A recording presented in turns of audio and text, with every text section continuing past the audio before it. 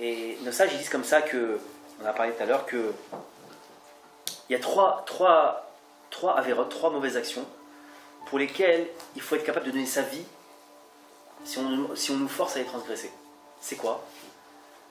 Les Gilui Arayot, c'est-à-dire les relations interdites, les relations sexuelles interdites, d'accord. Les Shfirut Damim, ça veut dire un gars il te pointe un revolver sur un type et lui dit écoute, soit je te tue, soit tu tues celui-là. Alors, il faut lui dire tue-moi. Soit faire Avodazara, faire idolâtrie.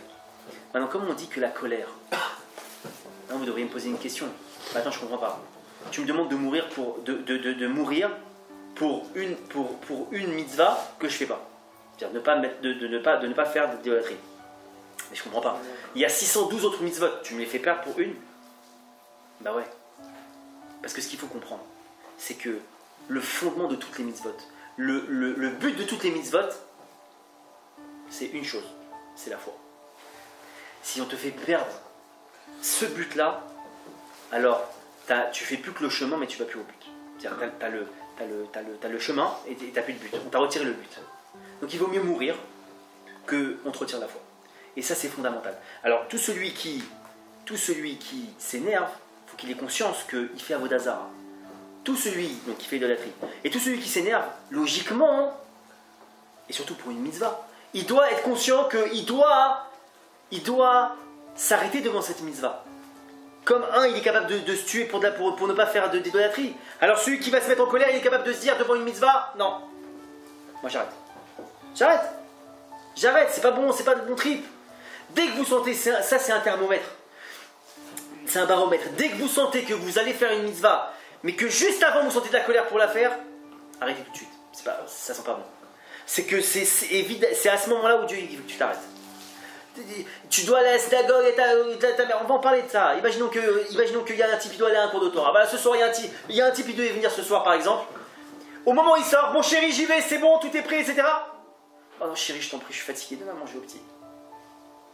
Attends, mais il est 8h moins 5, ça commence à 8h, tu me dis ça mal.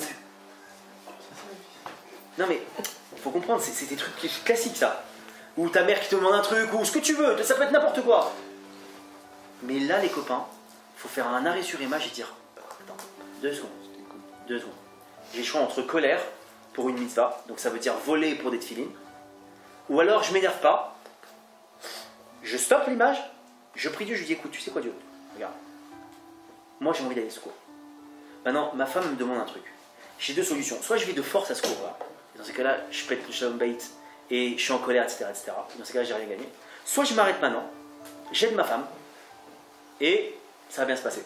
Et la plupart du temps, et vous faites l'expérience maintenant, vous le savez, que la plupart du temps, quand on ne s'énerve pas devant une épreuve, alors l'obstacle, il s'effondre. Et la plupart du temps, ce type-là, avec sa femme qui est venue lui dire je t'en supplie, Denis, moi je suis KO technique, on ne sait pas pourquoi. Ouais, c'est bon, va à ton cours, c'est bon, je vais bien. Je vais lui donner à manger. C'est comme ça partout. Et je suis sûr qu'il y a du vécu comme ça, c'est sûr. Le gars qui est capable d'avoir ces forces-là, c'est certain que ça lui arrive un jour.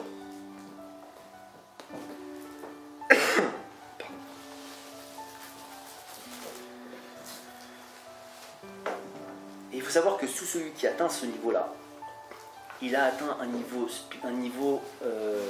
niveau spirituel qui est gigantesque. D'abord, il faut savoir que Hachem, il est maintenant avec lui. Que, comme je l'ai dit, ça apaise celui qui est en face de nous. Celui qui est énervé en face de nous, on est arrivé à l'apaiser. Juste ça, le côté que ta colère, elle soit apaisée, le type, ça s'effondre comme un château de cartes. On dirait que c'était une illusion, tu sais, les trucs comme là, hop, ça c'est une illusion.